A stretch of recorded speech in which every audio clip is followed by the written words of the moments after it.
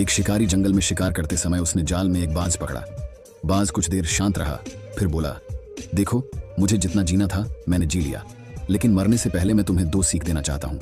पहला, किसी की बातों का बिना प्रमाण विश्वास मत करना, और दूसरा, यदि तुम्हारे साथ कुछ बुरा हो तो कभी दुखी मत होना। शिकारी बाज की बातें सुनता रहा और आगे बढ़ता रहा। तभी बाज ने बोला, मैं तुम्हें कुछ ऐसा दे दूं जिससे तुम रातों रात अमीर बन जाओ, तो क्या तुम मुझे आजाद कर दोगे? शिकारी ने पूछा, वो चीज क्या है? बाज ने कहा, मुझे राजमहल में एक हीरा मिला था जिसे मैंने एक गुप्त स्थान पर रखा है। इतना सुनते ही शिकारी ने बाज को आजाद कर दिया और हीरा लाने को कहा।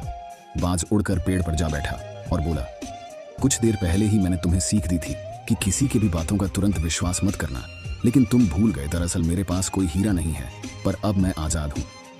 यह सुनते ही शिकारी पछताने लगा। तभी बाज फिर बोला, मेरी दूसरी सीख थी कि तुम्हारे साथ कुछ बुरा हो तो उसके लिए तुम कभी पछतावा मत करना।